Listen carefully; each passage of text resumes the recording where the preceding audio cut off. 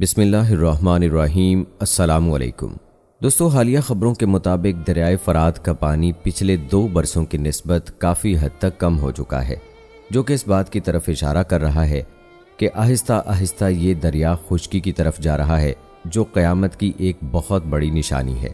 اگر آپ دریائے فرات کی تصویریں دیکھیں تو آپ نوٹس کریں گے کہ 2019 میں شائع کی گئی تصویر میں دریائے فرات کے بیچوں بیچ موجود تعمیر کردہ پلر تقریباً آدھا پانی کے اندر ڈوبا ہوا دکھائی دیتا ہے، جبکہ 2021 میں یہ آدھے سے زیادہ پانی سے باہر دکھائی دے رہا ہے، جس کا صاف مطلب یہ ہے کہ دریائے فرات میں پانی کی سطح بہت کم ہو چکی ہے۔ اور اب 2023 میں دریائے فرات کی جو حالیہ تصاویر سامنے آئی ہیں، ان میں دیکھا جا سکتا ہے کہ پلر کے ارد گرد پانی کی سطح بے حد کم ہو کر رہ گئی ہے، اور ایسا لگ رہا ہے کہ عنقریب یہ پانی کی سطح کم ہوتے ہوتے بالکل خشکی کی طرف چلی جائے گی، جو کہ قیامت کی ایک بہت بڑی نشانی سمجھی جا رہی ہے۔ بتایا جاتا ہے کہ دریائے فرات کا خشک ہونا ہی جنگ آرمیگڈون، جسے دنیا کی سب سے آخری جنگ مانا جائے گا، کا آغاز مانا جا سکتا ہے۔ وہ جنگ جس کے نافذ ہونے کا وعدہ صادق الامین ہمارے پیارے نبی حضرت محمد صلی اللہ علیہ وآلہ وسلم نے کیا تھا، جسے ہر صورت میں پورا ہونا ہے۔ اس سلسلے میں صحیح بخاری کی ایک حدیث میں حضرت ابو ہریرہ رضی اللہ تعالی عنہ سے روایت ہے کہ آپ صلی اللہ علیہ وآلہ وسلم نے فرمایا، قیامت اس وقت تک برپا نہیں ہوگی جب تک دریائے فرات سے سونے کا پہاڑ نہ نکل آئے۔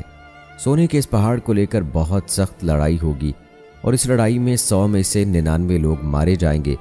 ان میں سے ہر ایک شخص یہ سوچے گا کہ شاید اس لڑائی میں میں بچ جاؤں اور یہ تمام مال میں حاصل کر لوں گا۔ ایک اور روایت کے مطابق ایک دن دریائے فرات بالکل خشک ہو جائے گا اور سونے کے ذخائر کو ظاہر کر دے گا، لیکن جو شخص بھی اس وقت وہاں موجود ہوا اسے چاہیے کہ اس میں سے کچھ نہ لے۔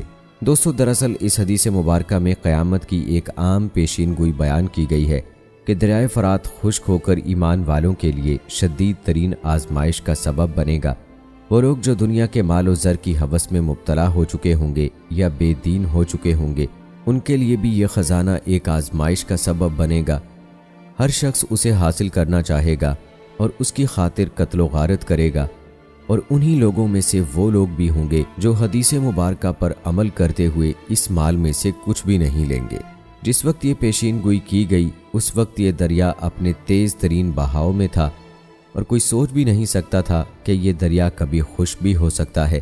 دوستو، بحیثیت مسلمان ہمیں اپنے ایمان کی حفاظت اور آنے والی آزمائشوں سے بچنے کے لیے ان باتوں کے متعلق تمام معلومات حاصل کرتے رہنا چاہیے۔ اس بات کو مد نظر رکھتے ہوئے یہ ضروری ہے کہ دریائے فرات کی تاریخ کے بارے میں جانا جائے، تو آئیے آپ کو بتاتے ہیں۔ دوستو، فرات کے معنی ہے صاف پانی۔ یہ دریا ترکی سے شروع ہوتا ہے اور شام اور عراق سے ہوتا ہوا پرشین گلز تک جا پہنچتا ہے۔ تاریخ میں آتا ہے کہ واقعہ کربلا دراصل نہر الکما کے کنارے پیش آیا تھا، جو کہ اسی دریائے فرات سے نکالی گئی ایک نہر ہے۔ وہ اسی دریا کا پانی تھا جسے حضرت امام حسین رضی اللہ تعالی عنہ اور ان کے ساتھیوں کے لیے بند کر کے ان سب کو شہید کر دیا گیا تھا۔ یہی وجہ ہے کہ روایات میں یہ دریا بہت ہی اہم مقام رکھتا ہے۔ اس کی لمبائی 2900 کلومیٹر ہے، اور یہ ترکی کے مشرقی حصے سے شروع ہوتے ہوئے عراق اور شام سے گزرتا ہے۔ بتایا جاتا ہے کہ دریائے دجلہ اور فرات ایک دوسرے کے متوازی بہتے ہوئے پرشین گلز میں ایک ساتھ جا ملتے ہیں، جس کے بعد اسے شیت العرب کہتے ہیں۔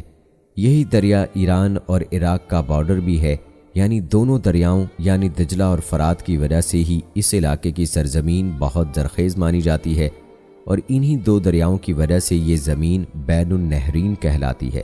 پیارے دوستو، زمین کا یہ حصہ انسانی تہذیب کا مرکز بھی مانا جاتا ہے۔ تاریخ میں آیا ہے کہ کئی انسانی تہذیبوں نے اس سرزمین سے ترقی حاصل کی، جس میں عام نام بابل کے قدیم دارالخلافہ کا آتا ہے، جس کی بنیاد اسی دریائے فرات کے کنارے رکھی گئی تھی۔ اس دریا کو کئی تہذیبوں میں مقدس مانا جاتا ہے، کیونکہ روایات میں ملتا ہے کہ اس دریا میں جنت کا پانی بھی شامل ہے، جو کہ 7ویں آسمان پر موجود قدیم ترین بہت بڑے اور بافضیلت درخت سدرۃ المنتہا کی جڑوں سے آ رہا ہے۔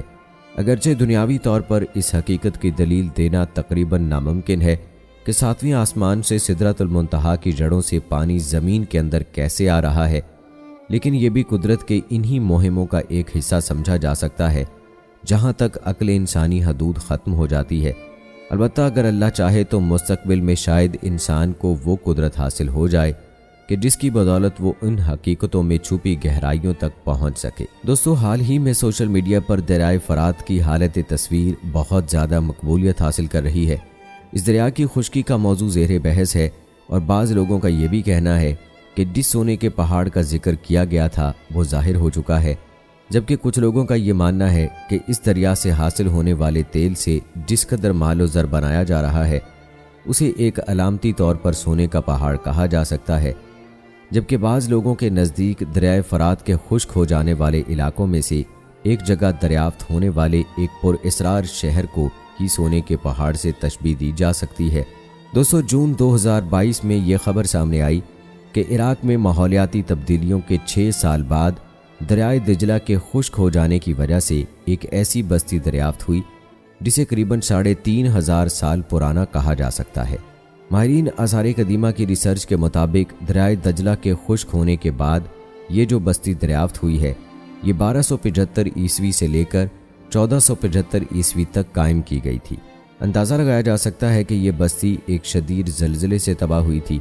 शहर बाबुल, जो एक मुकम्मल तौर पर खंडरात में तब्दील हो चुका है, उसे इराक का एक ऐसा शहर समझा जाता है जिसे दुनिया का पहला मेट्रोपॉलिटन शहर करार दिया जा सकता है।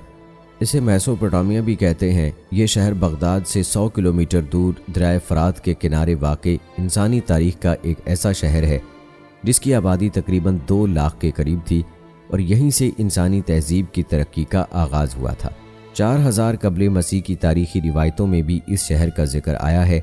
तौरात में बयान करदा रिवायात के मुताबिक हज़रत आदम अलैहिस्सलाम बाबुल इराक ही में रहते थे और जब दोनों भाइयों हाबील और काबील का झगड़ा हुआ तो काबील अपने भाई का कत्ल करने के बाद अपने अहलो अयाल के साथ भागकर बाबुल के पहाड़ों में जा छुपा था और तब से इस जगह को बाबुल का नाम दिया गया, जिसके मानी जुदाई के हैं।